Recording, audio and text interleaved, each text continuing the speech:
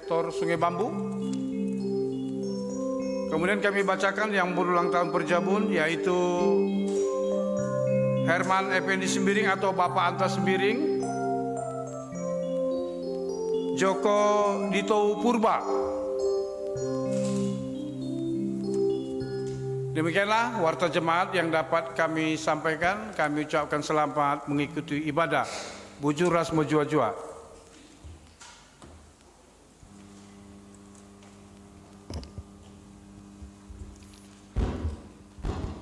Pengantar ibadah. Saudara-saudari, minggu ini adalah minggu Septuagesima, artinya 70 hari sebelum Paskah. Mengingatkan kita akan saat-saat penderitaan Tuhan Yesus dalam pelayanannya di dunia ini. Tuhan Yesus menang saat menghadapi percobaan oleh iblis di padang gurun. Marilah kita memuji dan memuliakan namanya dalam ibadah ini, agar kita dimampukannya untuk mengalahkan segala penderitaan dalam kehidupan kita. Jemaat diundang bangkit berdiri.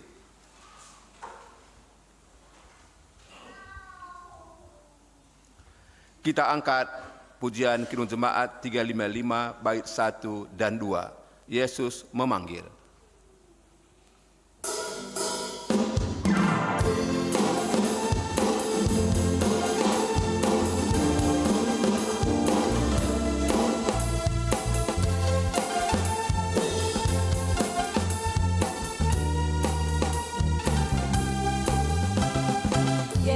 Memanggil, mari segera ikutlah jalan selamat baka.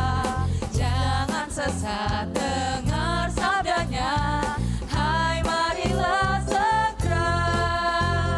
Sungguh nanti kita akan senang, bebas dosa hati pun tentram, bersama Yesus dalam terang di rumah yang lagi. Hai marilah kecil dan besar, biar hatimu girang benar. Pilihlah Yesus, jangan gentar. Hai mari datanglah, sungguh nanti kita akan senang, bebas dosa hati pun tentram, bersama Yesus dalam terang.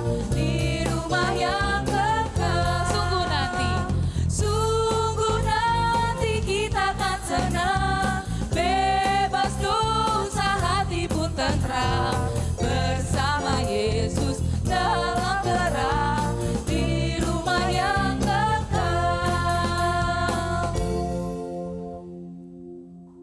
Kita memulai ibadah kita di dalam nama Allah Bapa yang Maha Kuasa, di dalam nama anaknya Yesus Kristus yang mengalahkan segala kuasa kegelapan, dan di dalam nama Roh Kudus yang memberikan kekuatan untuk mengalahkan segala tantangan hidup. Pertolongan kamu datang dari Allah Bapa yang menciptakan langit dan bumi, yang menyertai keluar masukmu sekarang sampai selama-lamanya. Amin.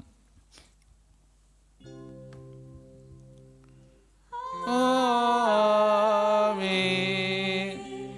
Amin.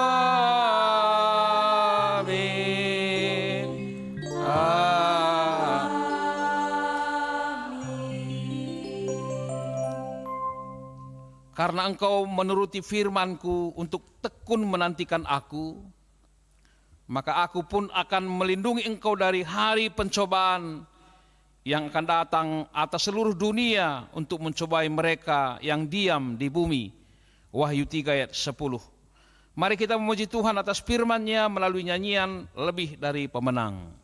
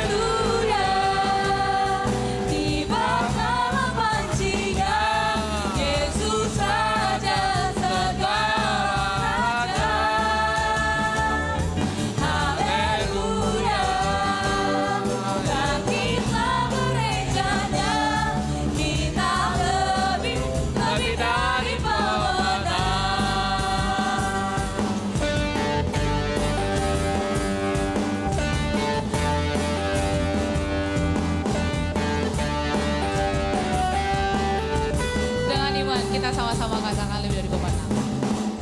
Lebih dari pemenang dalam segala perkara. Iblis telah dikalahkan oleh kuasa darahnya. Allah di pihak kita, siapa dapat melawan? Kita apa? Kita lebih dari pemenang. Katakan haleluya. Kibar dalam pancinya, Yesus Raja segala raja.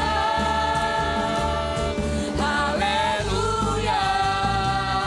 Bangkitlah gerejanya, kita lebih dari pemenang. Sekali lagi kita katakan haleluya.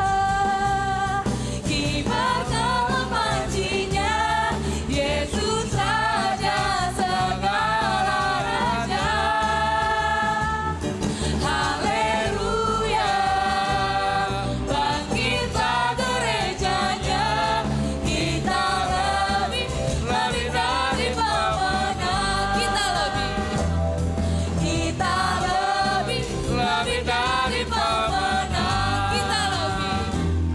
Kita lebih dari pemenang. Beri kemuliaan untuk Tuhan. Jemaat, saya persilakan untuk duduk kembali. Jemaat dipersilakan untuk duduk.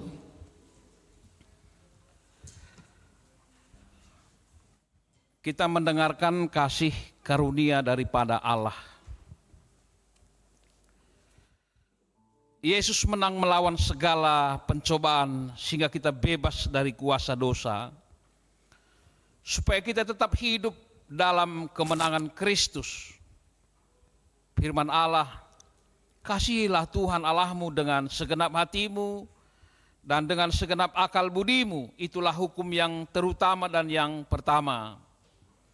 Dan hukum yang kedua yang sama dengan itu ialah kasihilah sesamamu manusia seperti dirimu sendiri. Pada kedua hukum inilah tergantung seluruh hukum Taurat dan kitab para nabi. Engkau ya Allah dalam ketabahan menghadapi pencobaan. Engkaulah Allah yang rendah hati, yang tidak mementingkan diri sendiri untuk keselamatan kami. Mari kita memuji Tuhan dengan bernyanyi Kidung Jemaat 392, Ku Berbahagia. Ku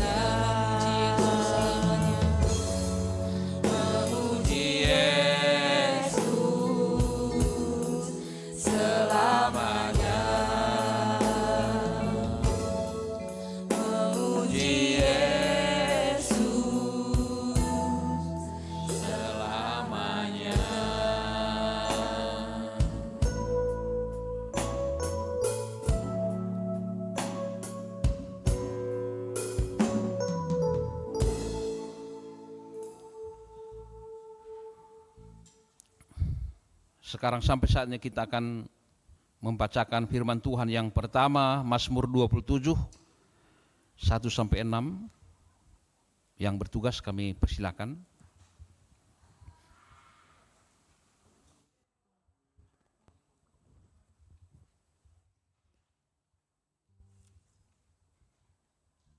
Pembacaan Alkitab yang pertama yang terambil dari kitab Mazmur 27 ayat 1 dan 6 kita bacakan secara antifonal.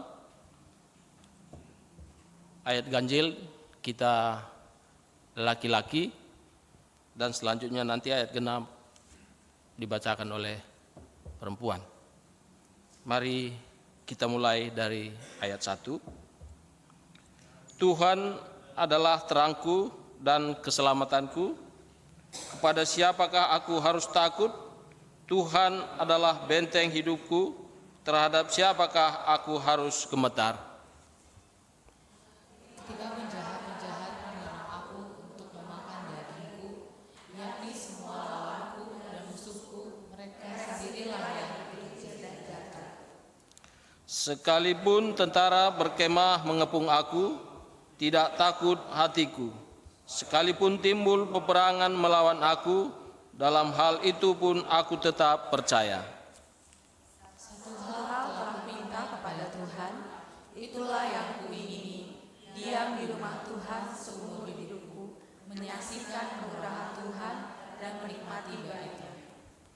Sebab ia melindungi aku dalam pondoknya pada waktu bahaya. Ia menyembunyikan aku dalam persembunyian di kemahnya. Ia mengangkat aku ke atas gunung batu. Maka sekarang tegaklah kepalaku, mengatasi musuhku sekeliling aku. Dalam kemahnya aku mau mempersembahkan korban dengan sorak-sorai. Aku mau menyanyi dan bermazmur bagi Tuhan. Berbahagialah orang yang mendengarkan firman Tuhan, yang memelihara serta melakukannya dalam kehidupan sehari-hari. Haleluya. Haleluya. Haleluya.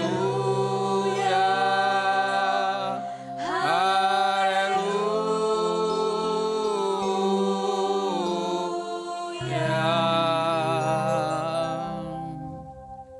Mari kita berdoa. Kami memuji, memuliakan kebesaran Tuhan, karena Engkau Allah yang hidup, yang kami sembah dalam Kristus Yesus, yang senantiasa mengasihi dan memelihara kehidupan kami. Dan saat ini juga Tuhan, kami memberi waktu kami untuk bersekutu bersama-sama dengan jemaat Tuhan, untuk boleh bernyanyi, berdoa dan mendengarkan sabda firman Allah yang akan diperdengarkan pada saat ini. Kami tahu Tuhan kami lemah, kami terbatas, tetapi kami percaya hanya oleh pertolongan Roh Allah itu sendiri akan mampu meneguhkan kami untuk mendengar, memahami, dan melakukan setiap kebenaran firman Allah itu sendiri dalam kehidupan kami. Biarlah saat ini curahan berkat-Mu akan tetap memimpin kami, agar kami setia untuk mendengar, setia untuk memahami, sebab Allah ada di tengah-tengah kami. Oleh karena itu Tuhan, hamba-Mu yang boleh Tuhan pakai pada sore hari ini juga, Tuhan berkati dan beri hikmat Tuhan, agar kami boleh bersama-sama untuk setia mendengar kebenaran firman Tuhan. Berfirmanlah ya Tuhan, karena kami telah berdoa di dalam satu nama Tuhan kami, Yesus Kristus yang hidup. Haleluya. Amin.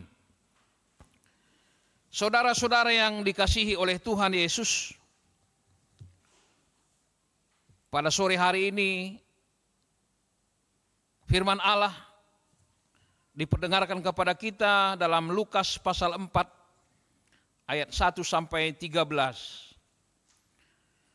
Lukas pasal 4 ayat 1 sampai 13 kami akan bacakan kepada kita semua pencobaan di padang gurun. Yesus yang penuh dengan Roh Kudus kembali dari sungai Yordan, lalu dibawa oleh Roh Kudus ke padang gurun. Di situ ia tinggal 40 hari lamanya dan dicobai iblis. Selama di situ ia tidak makan apa-apa, dan sesudah waktu itu ia lapar. Lalu berkatalah iblis kepadanya, jika engkau anak Allah, suruhlah batu ini menjadi roti. Jawab Yesus kepadanya, ada tertulis, manusia hidup bukan dari roti saja. Kemudian ia membawa Yesus ke suatu tempat yang tinggi, dan dalam sekejap mata ia memperlihatkan kepadanya semua kerajaan dunia. Kata iblis kepadanya, segala kuasa itu serta kemuliaannya akan kuberikan kepadamu, sebab semuanya itu telah diserahkan kepadaku, dan aku memberikannya kepada siapa saja yang ku kehendaki. Jikalau engkau menyembah aku, seluruhnya itu akan menjadi milikmu. Tetapi Yesus berkata kepadanya, ada tertulis, engkau harus menyembah Tuhan Allahmu, dan hanya kepada Dia sajalah engkau berbakti. Kemudian ia membawa Yesus ke Yerusalem dan menempatkan Dia di bubungan bait Allah. Lalu berkata kepadanya, jika engkau anak Allah, jatuhkanlah dirimu dari sini ke bawah. Sebab ada tertulis mengenai engkau, ia akan memerintahkan malaikat-malaikatnya untuk melindungi engkau. Dan mereka akan menatang engkau di atas tangannya, supaya kakimu jangan terantuk kepada batu. Yesus menjawabnya, katanya, ada firman, jangan engkau mencobai Tuhan Allahmu. Sesudah iblis mengakhiri semua pencobaan itu, ia mundur daripadanya dan menunggu waktu yang baik. Sedemikian firman Tuhan yang diperdengarkan kepada kita pada hari ini, pada sore hari ini, dan tema kita adalah Yesus mengalami pencobaan. Yesus mengalami pencobaan. Shalom bagi kita semua. Saudara yang dikasihi oleh Tuhan, dalam minggu Septuagesima, 70 hari dalam penantian Paskah, maka makna Mesias akan dinyatakan, akan diperlihatkan bagaimana kualitas kemesiasan Yesus sebagai yang diutus dan diurapi, sebagai orang, sebagai manusia yang telah menjadi firman, dan dunia tahu siapa dirinya. Jadi dengan tema hari ini, Yesus mengalami pencobaan, itu artinya, mengapakah Yesus harus mengalami pencobaan? Supaya kualitas kemesiasan Yesus jelas. Mengapa orang-orang percaya kepada Kristus sering mengalami ujian dan pencobaan? Supaya iman kita jelas. Jadi jangan heran. Jangan heran. Karena kita mau menyatakan kepada dunia, sehebat apapun masalah, persoalan, pencobaan yang datang menantang kita, kita percaya kuasa Yesus selalu memimpin dan menyertai kehidupan kita. Dan kita menjadi pemenang. Bahkan tadi nyanyian kita mengatakan, bukan saja sebagai pemenang, lebih dari pemenang. Mengapa? Setiap jatuh kita akan bangkit. Setiap jatuh kita akan bangkit. Dan selalu menyatakan bahwa saya menjadi seorang lebih jadi pemenang. Amin. Dengan demikian tidak ada lagi yang banyak omongan. Tidak ada lagi yang banyak keluh kesah. Seharusnya seperti itu. Menjadi persoalan sekarang kalau kita melihat dalam kitab Yakobus pasal 2 ayat 19b dikatakan di sana bahwa setan juga percaya kepada Tuhan, bahkan mereka gemetar. Setan percaya kepada Tuhan, bahkan gemetar. Pertanyaan, kita sebagai orang-orang yang percaya, mana lebih percaya, mana lebih gentar kepada setan atau kepada Tuhan? Orang Kristen, orang yang percaya kepada Kristus seharusnya lebih takut kepada Tuhan ketimbang kepada setan. Ini terbalik. Kita lebih takut kepada setan daripada Tuhan. Mengapa kitab Mazmur? Kitab Mazmur pasal 27 jelas mengatakan bahwa kita melihat setiap persoalan, setiap masalah terus akan menyerang kita. Tapi Daud sendiri mengatakan bahwa ketika kerinduan hidupku, kerinduan hatiku diam di rumah Tuhan. Diam dalam hadirat Tuhan, maka aku akan menyaksikan kemurahan Tuhan itu sendiri. Jadi salah satu kekuatan kita adalah selalu berdiam dalam hadirat Tuhan. Kalau dalam kitab Mazmur yang lain dikatakan bahwa lebih baik satu hari dalam bait Allah daripada 1000 hari di tempat yang lain. Kita terbalik, lebih baik 1000 hari di tempat lain ketimbang 1 hari diam dalam bait Allah. Itu makanya gereja kosong, mall penuh, tempat hiburan penuh, gereja, PJJ sama, karena kerinduan kita adalah dunia ini. Hati-hati, hari ini diingatkan kepada kita, kemenangan hanya hidup di dalam Kristus. Karena dia akan menaklukkan dan sudah menaklukkan kuasa kematian itu sendiri. Oleh sebab itu, hanya orang-orang yang percaya kepada Kristus selalu dicari-cari titik lemah. Dan jangan heran, iblis, setan tidak akan pernah galau kalau banyak juga orang beribadah. Tidak pernah galau. Bernyanyi, berbahasa, mendengar firman Tuhan. Kenapa? Karena dia akan menanti setelah keluar dari gereja. Kalau orang dalam gereja ini berbuat luar biasa, nggak bisa ditaklukkan. Tapi begitu keluar gereja, baru bisa digiring. Sama seperti Yesus hari ini kita melihat. Bahwa ketika dia sudah dibaptis, keluar dari air, terbuka langit. Dan firman Tuhan mengatakan, inilah anakku yang kukasihi. Kepadanya lah aku berkenan. Roh Allah. Itu makanya tadi di dalam Lukas Injil 4 ini dikatakan bahwa Yesus yang penuh dengan Roh Kudus kembali dari sungai Yordan lalu dibawa oleh Roh Kudus ke padang gurun. Hal yang pertama adalah diuji. Puasa 40 hari dan tidak makan apa-apa sampai dia lapar.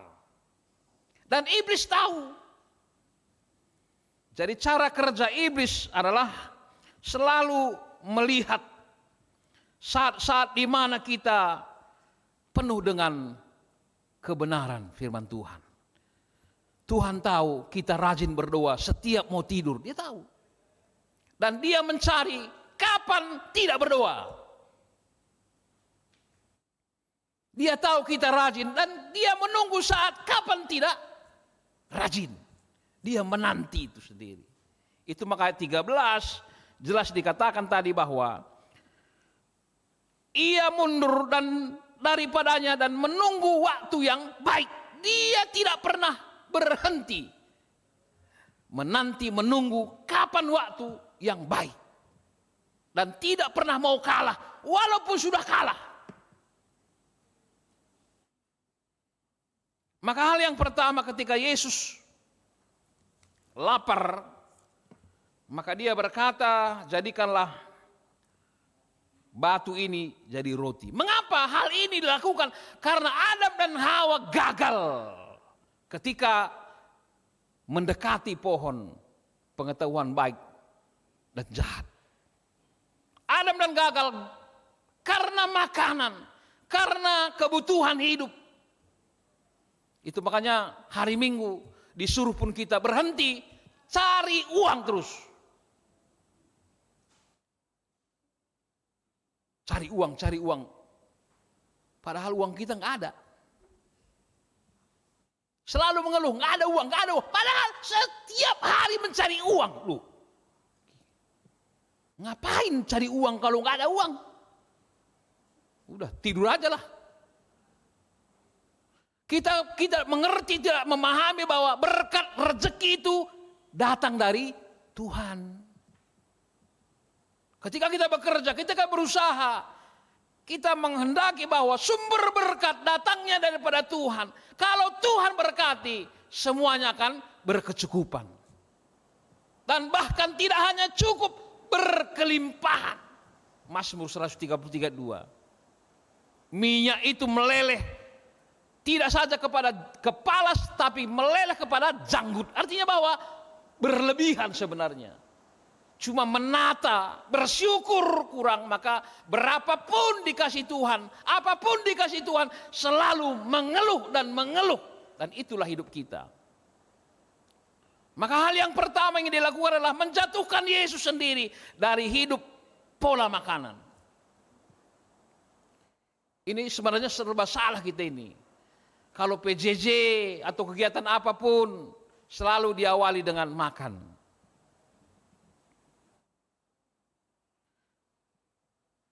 Makan kita dulu biar nanti setelah makan kita akan mulai ibadah. Begitu mulai ibadah orang sudah mulai ngantuk. Kalau tidak makan orang menguap terus karena kelaparan. Jadi kita ini sebenarnya iblis tahu. Itu makanya sudah dikatakan pun makannya jangan lewat satu piring. Nanti makan obat. Yang penting hari ini kenyang. Itu aja. Akibat dari kekenyangan ngantuk. Maka siapapun yang nurikan pengejapan, semuanya hayaman semua. Udah. Firman Allah bisa didengar keluar kuping kanan, masuk kuping kanan, keluar kuping kiri. Atau belum pun masuk, udah keluar lagi. Yang menang adalah iblis. Jadi jangan hari ini Yesus mengatakan bahwa bukan karena roti, tapi karena Allah, sumber hidup, itulah yang memberikan hidup, bukan dunia.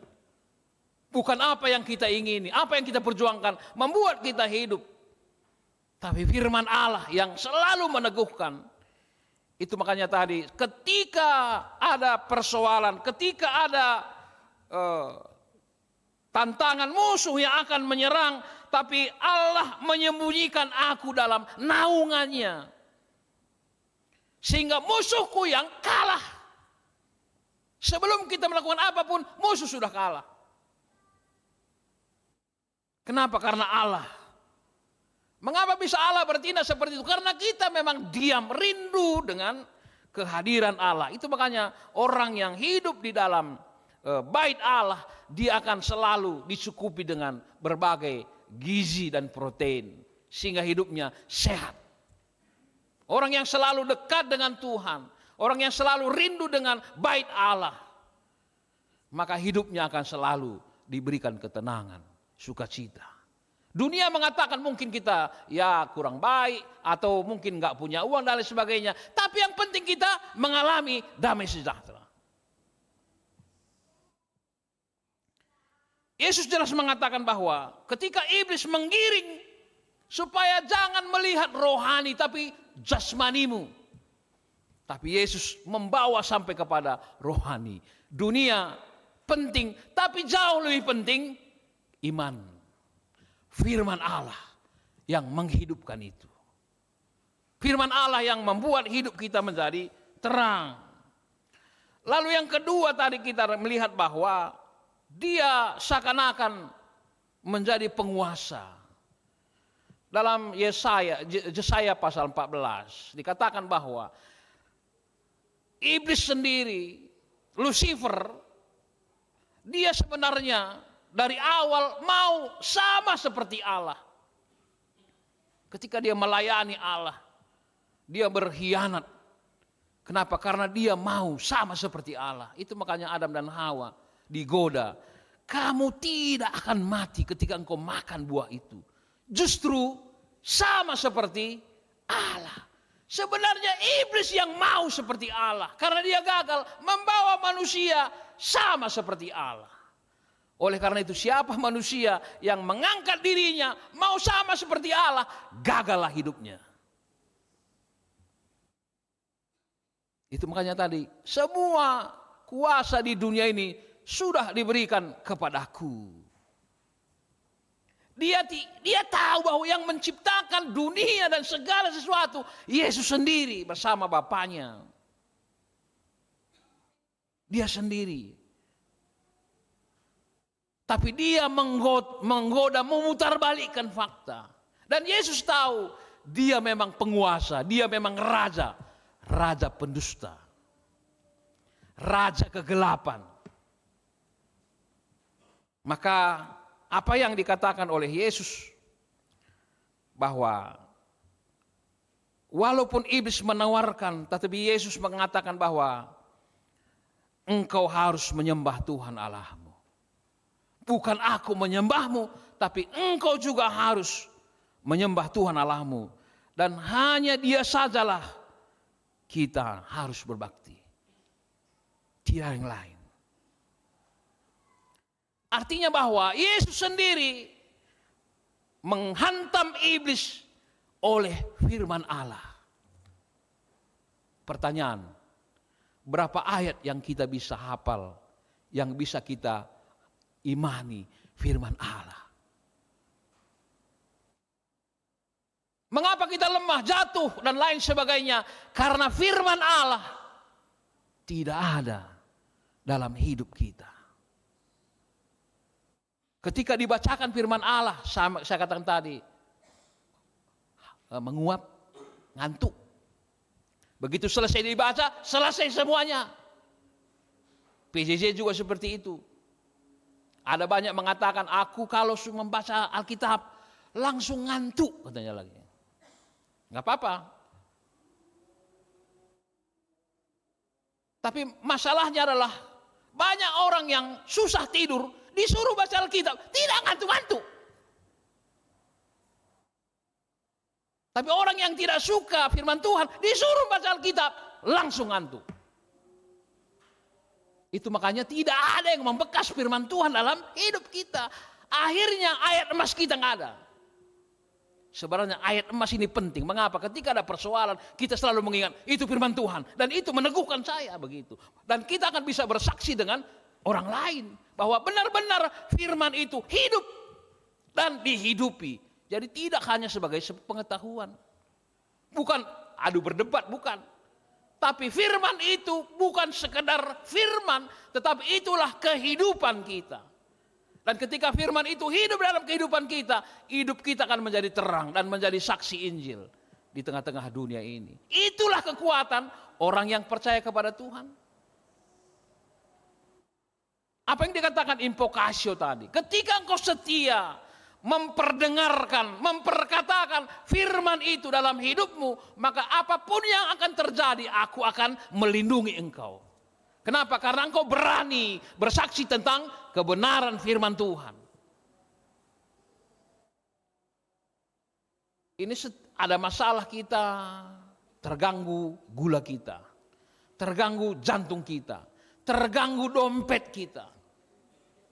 Sehingga tidak lagi damai sejahtera. Justru kita tahu bahwa Yesus menghadapi semua adalah karena firman Tuhan. Yang terakhir kita lihat bahwa apakah iblis tidak tahu firman Tuhan? Ya tahu. Bahkan iblis lebih hebat menghafal firman Tuhan daripada kita. Maka yang ketiga tadi dikatakan, kemudian ia membawa Yesus ke Yerusalem, menempatkan dia di bubungan bait Allah. Lalu berkata, dalam firman Tuhan, ini luar biasa ini. Iblis ini memakai Mazmur 103. Luar biasa, dia memakai Mazmur untuk menguji Yesus. Dikatakan bahwa jika engkau anak Allah, jatuhkanlah dirimu dari sini ke bawah. Sebab ada tertulis. Dia tahu firman Tuhan. Engkau tidak akan terantuk, bahkan selamat. Karena malaikat-malaikat menatang kakimu. Lalu jawab Yesus lagi dalam firman Tuhan. Jangan mencobai Tuhan Allahmu. Ulangan 6 ayat 16. Jadi hanya kekuatan yang mampu adalah ketika firman itu sendiri hidup dalam kehidupan kita. Dan itu akan menerangi pikiran kita. Sehingga mampu menjatuhkan kekuatan iblis itu sendiri. Jadi hanya oleh firman Tuhan, oleh kebenaran Allah yang hidup dalam kehidupan kita, yang mampu membentengi hidup kita dari berbagai serangan demi serangan. Mengapa? Karena iblis selalu mencari titik kelemahan, titik kekurangan dari setiap kelebihan kita. Banyak kelebihan karunia-karunia yang diberikan oleh Tuhan, tapi iblis selalu mencari titik kelemahan. Kalau ada orang yang selalu mencari kekurangan-kekurangan dan kelemahan-kelemahan kita dari kelebihan kita, itu cara iblis setan. Hati-hati, dalam keluarga seorang istri sering mencari kelemahan suaminya, atau seorang suami sering mencari titik kelemahan istrinya. Itu hidup setan sama dia.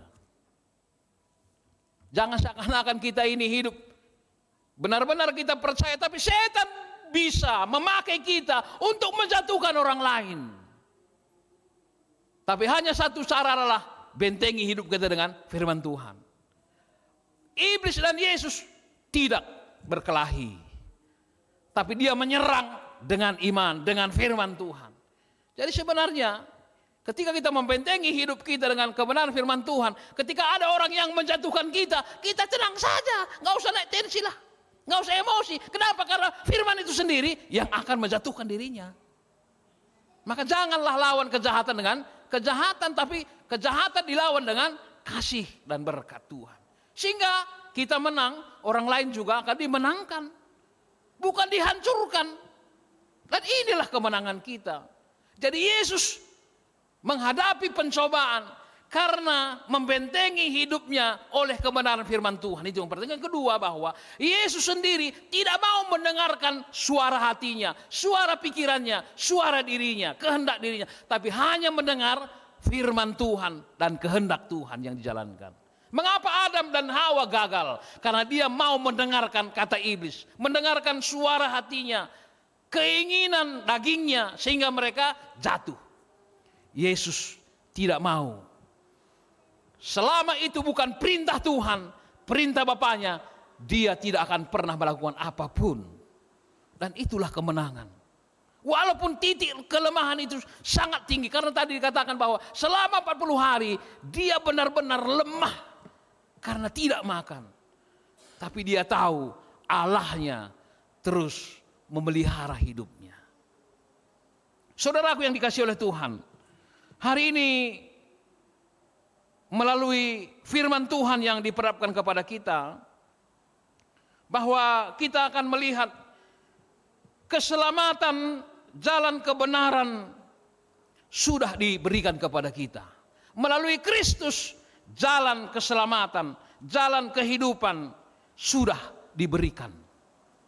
Maka berjalanlah dalam jalan kebenaran itu sendiri. Yohanes 14 ayat 6. Akulah jalan, kebenaran dan hidup. Kalau kita sudah tahu bahwa Yesuslah jalan itu sendiri, jangan cari jalan yang lain. Hanya satu-satunya Kristus, yang lain kata Paulus sampah. Itu harus pengakuan kita. Saya teringat dengan istilah CLBK. Dalam dunia percintaan CLBK. Cinta lama bersemi kembali, atau cinta lama belum kelar.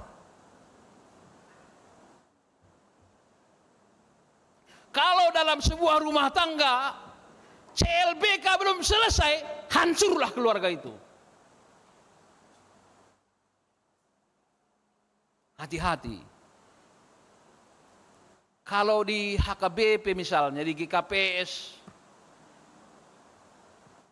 sebelum dilakukan tahapan-tahapan dalam pesta, maka pendeta atau penetua bertanya kepada laki-laki, bertanya kepada perempuan, ketika Anda mau menikah dan akan membentuk rumah yang baru, berapa selama ini mantanmu?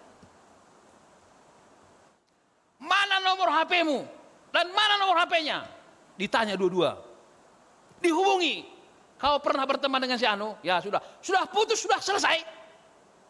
Langsung kalau kita di orang Karo ditanya, ini sudah bermusyawarah anak beru bersama rukun gereja.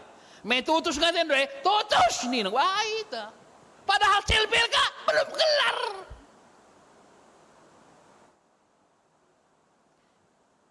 Kalau gereja lain ditanya itu semua, kalau sudah kelar baru bisa dilanjutkan.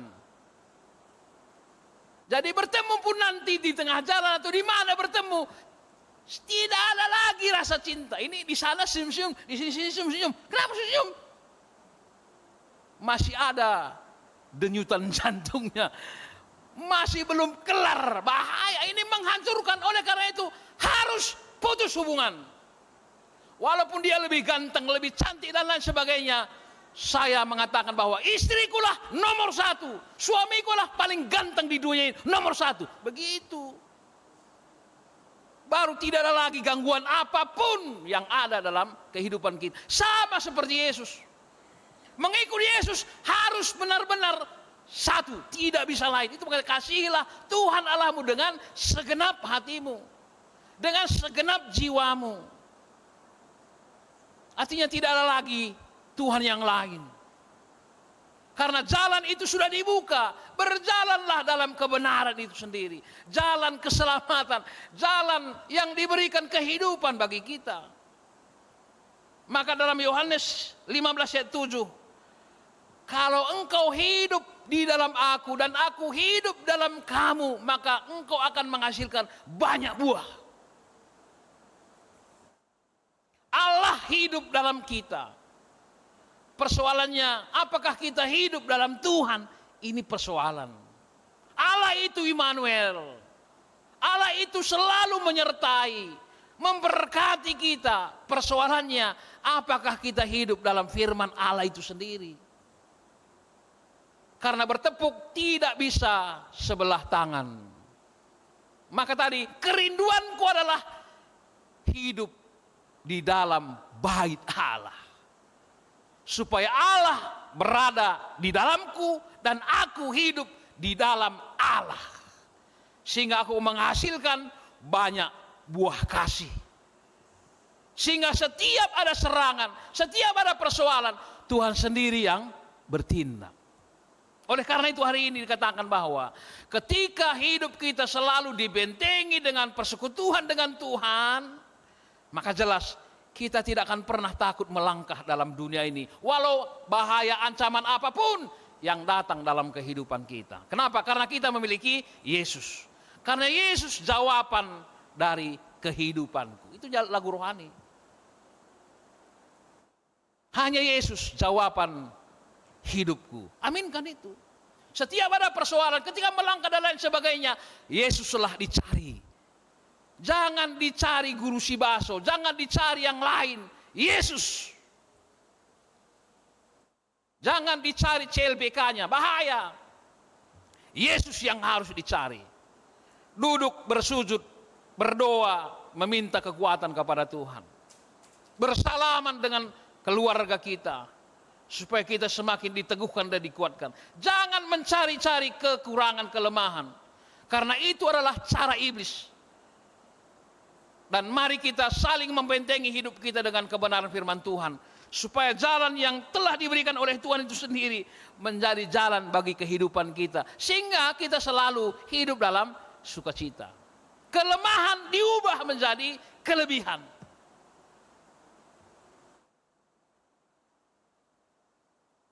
Keterbatasan akan dilengkapi menjadi sesuatu yang istimewa. Itulah hidup di dalam kebenaran firman Tuhan. Oleh karena itu hidup ini, ketika kita berjalan dalam kebenaran Tuhan, maka kita akan selalu diperhadapkan seperti kaca dan baja. Baja ketika bertemu dengan martel, seberapapun besarnya martel, baja akan dibentuk dengan pukulan itu sendiri. Dan itulah kemenangan kita. Apapun yang terjadi dalam hidup kita, ketika kita terpukul dan dipukul, baja akan dibentuk menjadi sesuatu yang berguna, menjadi sesuatu yang indah. Roma 8 ayat 28. Allah selalu bekerja dalam berbagai hal untuk mendatangkan kebaikan bagi orang yang percaya. Jangan hidup seperti kaca. Kaca tebal, cantik, tapi ketika berhadapan dengan martel, maka dia akan rapuh. Orang yang hanya penampilannya orang yang gagah, tapi isinya kosong, ketika berhadapan dengan masalah, problema hidup, dia akan rapuh, pecah, dan tidak berbentuk lagi. Tapi hari ini kita diingatkan, ketika kita berjalan dalam kebenaran Tuhan, dan kita hidup dalam kemurahan Tuhan, maka apapun yang boleh terjadi, persoalan sebanyak apapun bisa kita hadapi. Mengapa? Karena kuasa Tuhan selalu memelihara hidup kita, sehingga hidup kita menjadi orang-orang yang berkemenangan dalam Tuhan. Itu hal yang pertama hari ini. Yang kedua, bahwa orang-orang yang percaya, bila percaya dan mempercayakan hidupnya kepada Tuhan, maka hidupnya selalu menunjukkan, menyaksikan bahwa dirinya adalah sama seperti anak-anak Tuhan. Oleh karena itu kita tidak akan pernah gentar dan tidak akan pernah takut ketika berhadapan dengan apapun, badai apapun dalam hidup kita. Dan itu yang membuat kita selalu tenang di tengah-tengah dunia ini. Oleh karena itu saudara, apa yang dikatakan tadi bahwa selalu kita diperhadapkan dengan persoalan makanan. Karena makanan, karena kebutuhan hidup sering dipersoalkan di tengah-tengah dunia ini. Biarkanlah Tuhan, kita bekerja, kita berdoa, Tuhan yang mencukupkan. Maka tidak ada kekurangan. Kita melihat pengalaman kita pada waktu COVID. Kita tidak bisa bekerja lagi. Tapi 3 kali 1 hari kita makan. Luar biasa. Kita nggak bekerja lagi, kadang-kadang nggak masak, datang makanan. Dan Tuhan cukupkan itu semuanya. Sehat sampai sekarang. Apakah kepintaran kita? Tidak. Kenapa? Karena Tuhan yang memelihara. Begitu. Dan segala yang kita lakukan dan hadapi di tengah-tengah dunia ini, jelas bahwa semuanya itu akan memberikan hidup baru bagi kita. Kemenangan itu tadi, pengharapan itu harus tumbuh, pengharapan itu harus hidup. Oleh karena itu hari ini diingatkan bahwa jangan pernah takut kepada iblis dan setan. Tapi cermatlah dengan caranya menghadapi kita, supaya kita akan mempersiapkan hidup kita dengan firman Allah, sehingga kita menang. Iblis juga nanti akan tahu bahwa kita adalah anak-anak Tuhan. Oleh karena itu saudara, hari ini kembali kita diingatkan bahwa dengan hidup di dalam kebenaran firman Tuhanlah, badai pencobaan selalu akan datang silih berganti selama kita hidup. Jadi selama kita masih hidup, pencobaan, ujian selalu ada. Jangan mengelak, tapi katakanlah, selamat datang masalahku. Kenapa? Karena Allahku jauh lebih besar dari masalahku. Dan aku akan menuntaskannya bersama-sama dengan Kristus. Sehingga kita selalu bersyukur walaupun ada masalah. Karena kekuatan kita bersumber daripada Tuhan. Jadilah kebenaran firman Tuhan selalu melengkapi kita, mewarnai hati dan kehidupan kita dan langkah-langkah kita. Sehingga kita akan melihat bahwa setiap pencobaan dan ujian yang datang, Tuhan tidak akan pernah membiarkan kita hidup sendiri, tapi selalu memberi kemampuan dan kuasa sehingga kita selalu bersyukur dan menjadikan hidup kita berkemenangan di dalam Tuhan. Amin. Mari kita berdoa. Terima kasih Tuhan atas kebenaran firman-Mu. Kami tahu kami ini lemah, manusia yang diciptakan daripada tanah. Tapi karena Engkau telah memberikan kuasa dan roh Allah itu sendiri bekerja dalam hidup kami. Dan kami telah ditebus oleh darah Kristus sehingga kami menjadi manusia yang benar-benar kokoh tangguh menghadapi tengah-tengah kehidupan kami di dunia ini. Tuhanlah tetap memperlengkapi kami, mengajari kami, sehingga kami tetap mampu mendekatkan hidup kami ke dalam firman dan kebaikan-kebaikan Tuhan. Bahwa kami tahu dan kami percaya bahwa selama kami hidup di tengah-tengah dunia ini, kami hidup dalam kasih karunia. Terima kasih Tuhan, Indo pengharapan kami, dalam nama Tuhan Yesus kami berdoa. Amin. Jemaat kami persilakan untuk berdiri. Dan marilah kita bersama-sama mengucapkan pengakuan iman rasuli kita sebagaimana orang Kristen di tengah-tengah dunia ini bersaksi. Kita ucapkan bersama-sama.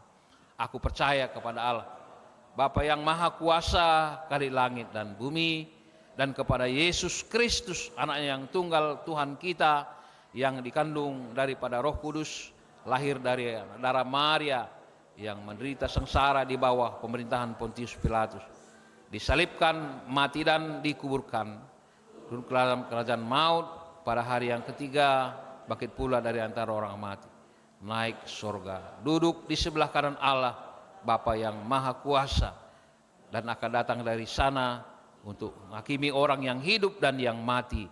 Aku percaya kepada Roh Kudus, gereja yang kudus dan am, persekutuan orang kudus, pengampunan dosa, kebangkitan daging dan hidup yang kekal. Amin. Jemaat kami silakan duduk kembali. Saudaraku yang dikasihi oleh Tuhan, sampai saatnya kita akan memberikan persembahan kita kepada Tuhan. Firman Tuhan Roma 12 ayat 1, karena itu saudara-saudara, demi kemurahan Tuhan Allah menasihatkan kamu supaya kamu mempersembahkan tubuhmu sebagai persembahan yang hidup, yang kudus dan yang berkenan kepada Allah. Itu adalah ibadahmu yang sejati. Sambil kita memberikan persembahan kita, kita bernyanyi Kidung Jemaat 337, betapa kita tidak bersyukur.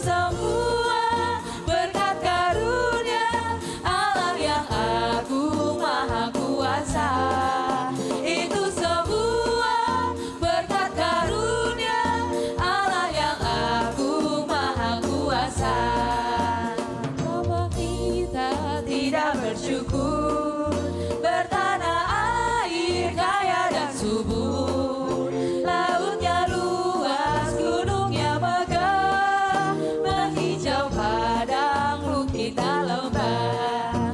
Itu semua berkat karunia Allah yang agung maha kuasa. Itu semua berkat karunia Allah yang agung maha kuasa.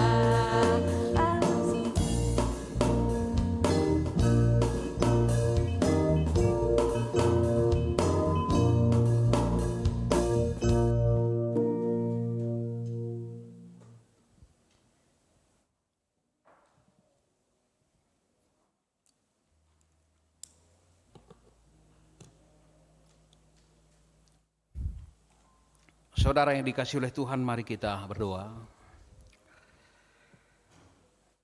Terima kasih Tuhan atas semua kasih karunia yang sudah Tuhan nyatakan dalam kehidupan kami. Kami bersyukur atas kebaikan Tuhan dalam perjalanan setiap langkah hidup kami.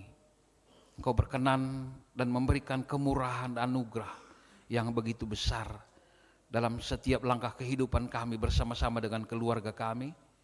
Dan kami senantiasa boleh bersyukur. Dan hari ini juga pada sore hari ini kami boleh bersatu hati bersekutu dengan jemaat Tuhan untuk memuliakan Tuhan dalam hidup kami, dalam ibadah ini. Dan saat ini Tuhan, kami telah memberi persembahan kami. Terimalah persembahan kami seperti bau yang harum yang berkenan bagi nama Tuhan. Berkati kehidupan kami, kehidupan setiap anak-anak Tuhan yang telah ambil bagian. Dan biarlah curahan berkat akan tetap terus memperlengkapi anak-anak Tuhan semuanya. Sehingga mereka akan tetap diteguhkan, diperlengkapi melalui berbagai-bagai karunia dan berkat-berkat Tuhan. Sehingga di tengah-tengah kehidupan kami boleh menerima berkat. Agar hidup kami juga memberi berkat bagi semua orang-orang yang ada di tengah-tengah dunia ini, terutama bagi gereja Tuhan. Terima kasih Tuhan, kami berdoa buat perjalanan ibadah kami. Tuhan tetap terus memberkati kami, supaya semua yang Tuhan telah pakai dalam ibadah kami di sore hari ini, Tuhan nyatakanlah kemuliaan-Mu dan berilah tetap kehidupan dan kasih-Mu bagi semua saudara-saudara kami yang ikut dalam melayani. Sebab kami meninggalkan waktu kami dan kami memberi hidup kami dan waktu kami untuk melayani Tuhan.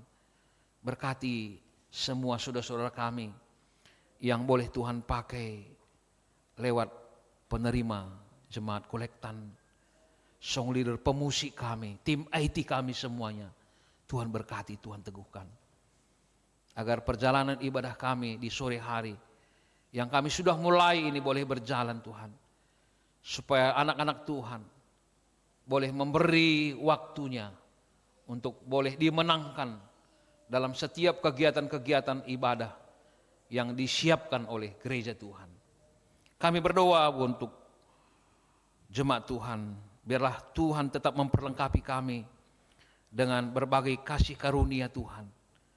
Supaya ketika kami memberi hidup kami dan waktu kami bersama-sama dengan Tuhan, kami percaya hidup kami tetap diberkati. Hidup kami akan tetap diperlengkapi dan diteguhkan. Sehingga kami tetap mampu bersyukur dan mampu melihat setiap kebaikan-kebaikan Tuhan yang ada dan menjadi nyata di tengah-tengah kehidupan kami. Ya Tuhan, pada saat ini juga kami berdoa untuk semua anak-anak kami, anak-anak permata. Biarlah Bapa, ketika mereka juga dalam berjuang dalam kehidupannya, dalam masa depan, Tuhan, dalam setiap doa, orang tua juga setiap saat berdoa, berhadapan dengan Tuhan, supaya anak-anak Tuhan, anak-anak kami, dalam perkuliahannya tetap setia dan pada saatnya mereka akan selesai. Dan setiap perjuangan yang mencari pekerjaan Tuhan, nyatakanlah kuasa-Mu, supaya ketika mereka berjuang mendapatkan pekerjaan, mereka akan menemukan kehendak Allah. Ketika mereka juga berdoa untuk teman pendamping hidupnya, Tuhan nyatakanlah kuasa-Mu. Dan tunjukkanlah jalan yang harus mereka lalui. Mereka mampu bersabar menunggu menantikan kasih kemuliaan Tuhan, saatnya nanti akan terjadi. Maka Tuhan menyatakan kemuliaan-Mu bagi saudara-saudara kami.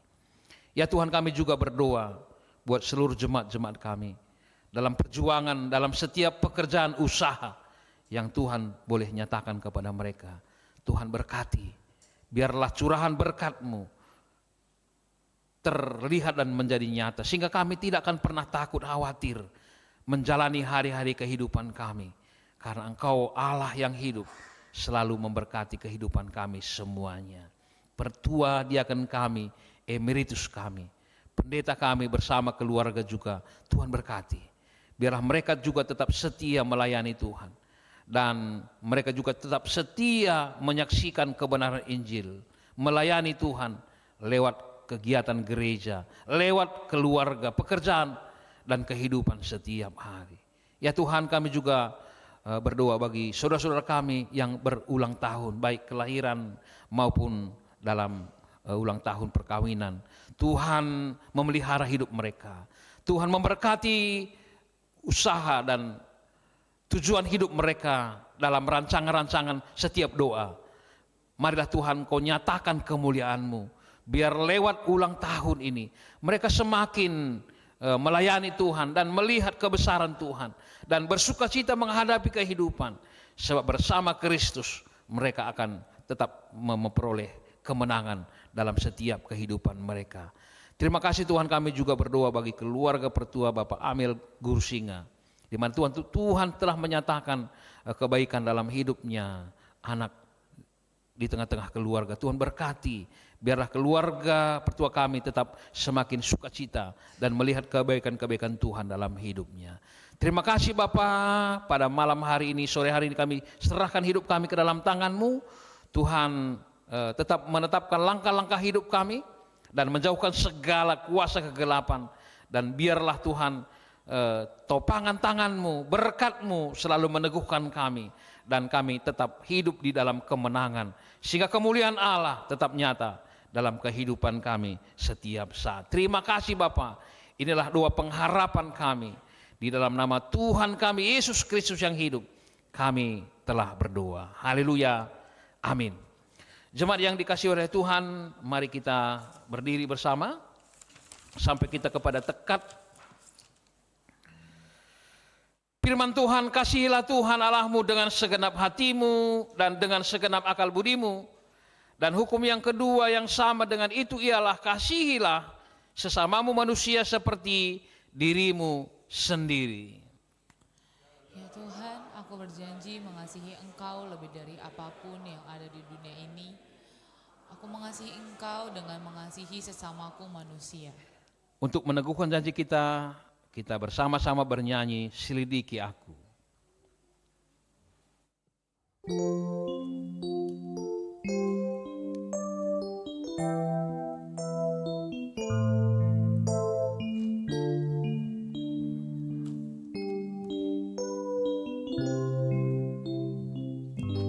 Selidiki aku, lihat hatiku, apakah ku sungguh mengasihimu, Yesus, Kau yang Maha Tahu, Kau menilai hidupku, tak ada yang tersembunyi bagimu.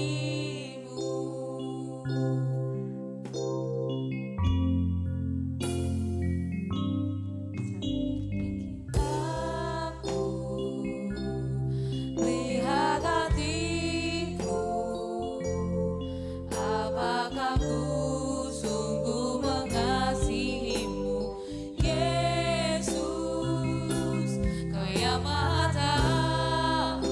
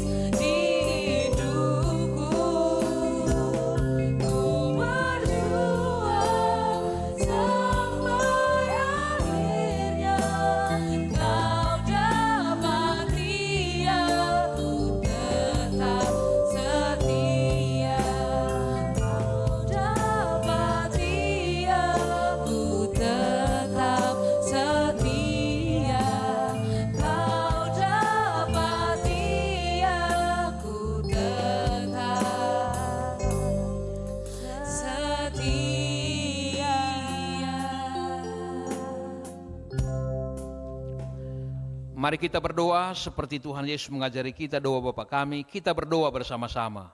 Bapa kami yang di sorga, dikuduskanlah namamu, datanglah kerajaanmu, jadilah kehendak-Mu di bumi seperti di sorga. Berikanlah kami pada hari ini makanan kami yang secukupnya, dan ampunilah kami akan kesalahan kami, seperti kami juga mengampuni orang yang bersalah kepada kami. Dan janganlah membawa kami ke dalam pencobaan, tetapi lepaskanlah kami daripada yang jahat. Karena Engkaulah yang mempunyai kerajaan dan kuasa dan kemuliaan sampai selama-lamanya. Amin. Terimalah berkat daripada Tuhan ketika kita menjalani kehidupan kita, supaya kita mampu menyaksikan kemuliaan Allah di tengah-tengah dunia ini. Terimalah berkat daripada Tuhan Allah. Tak berkesudahan kasih setia Tuhan, tidak habis-habisnya rahmat-Nya. Dia memelihara dan meneguhkan kamu untuk terus melakukan kehendak-Nya. Dia menjamin dan memperlengkapi engkau supaya engkau tidak pernah berkekurangan. Dia selalu menyertai engkau sekarang sampai selama-lamanya. Amin.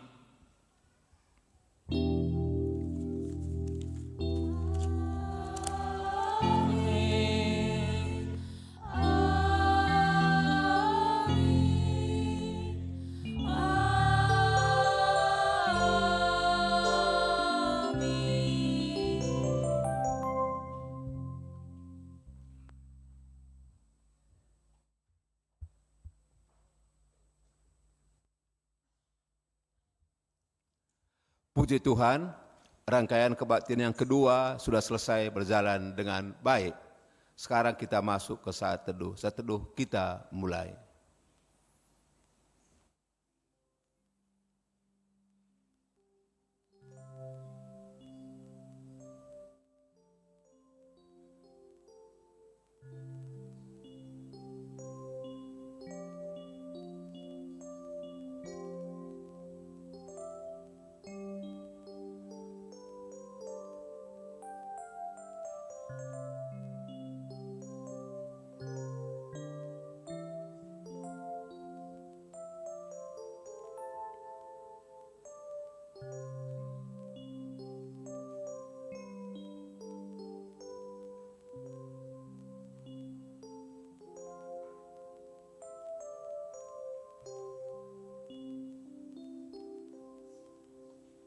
Amin. Selamat sore. Hari ini perempuan dulu keluar.